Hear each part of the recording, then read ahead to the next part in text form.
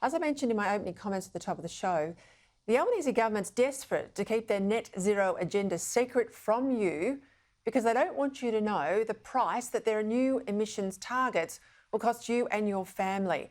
Now, if you think Labor's assault on your power bill's bad enough, wait until these new targets impact the cost of meat, fruit and vegetables and the sort of car you're allowed to drive. During question time today on multiple occasions, the government was pushed on what their new 2035 targets would be, something we've been told would be released before the election. What's more, wealthy nations have just agreed at the recent COP meeting to pay over $460 billion per year, every year, to so-called developing nations, including China. Joining me now to discuss this and more, Deputy Liberal Leader Sussan Ley. Sussan, you and your colleagues pushed Labor pretty hard in question time today over these secret 2035 targets.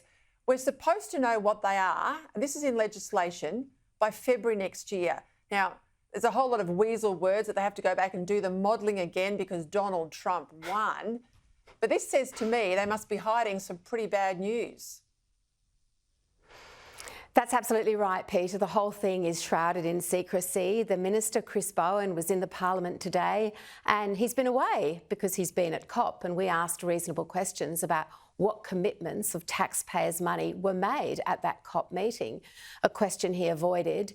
We asked what the government's 2035 target would be since they announced that they would have one, and his answer was a lot more ducking and weaving. So, you know, the Labor Party's priority is to go to these international conferences and parade around, and who knows what they say behind closed doors. Our priority is bringing down the cost of energy for Australian businesses and households, and we will stay focused on that, but certainly don't appreciate it when we don't even get honest answers. I mean, if money has been committed, it's taxpayers' money. Taxpayers have a right to know what, how, and in what format.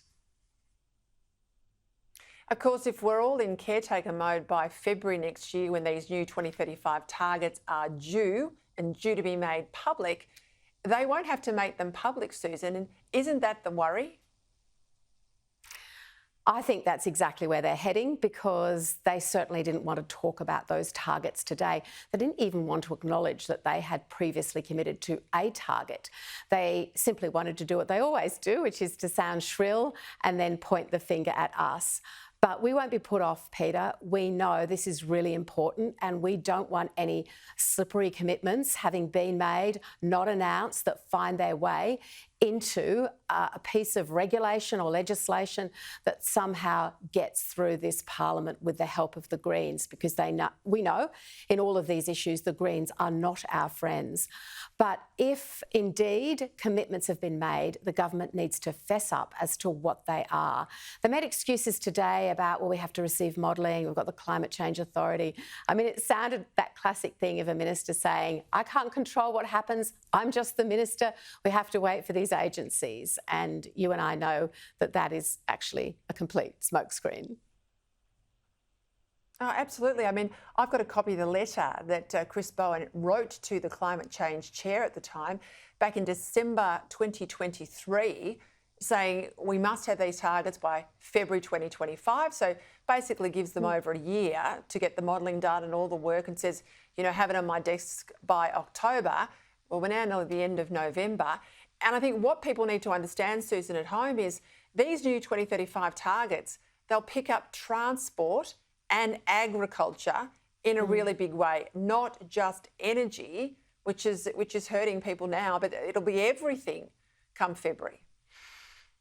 And that's why they don't want to talk about them, because it's not just about what that number is, it's about what the effect that will have on your household energy bill and the cost of energy in this country.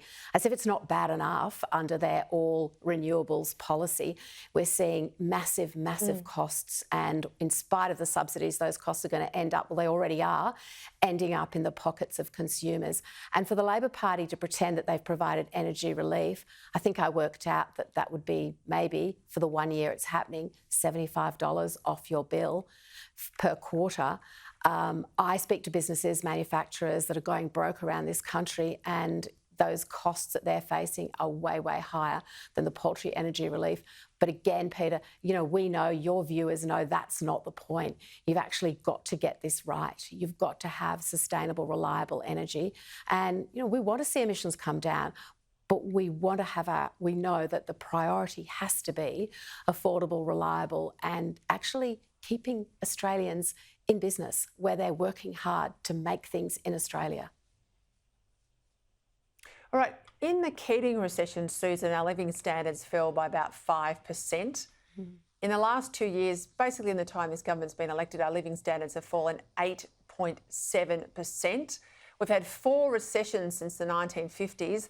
That 8.7% is worse than any of those 4 recessions. It's the worst number, I think, since 1959. Add in the fact, and this is a record for Labor, it's an unwelcome record, we've had the highest number of business insolvencies in a single month. ASIC data out showing that 1,300 businesses have gone to the wall. I mean, if you listen to the Treasurer's spin, he's doing a fantastic job. So why don't people agree with his spin? Why are people looking at this government and being completely underwhelmed by their economic management?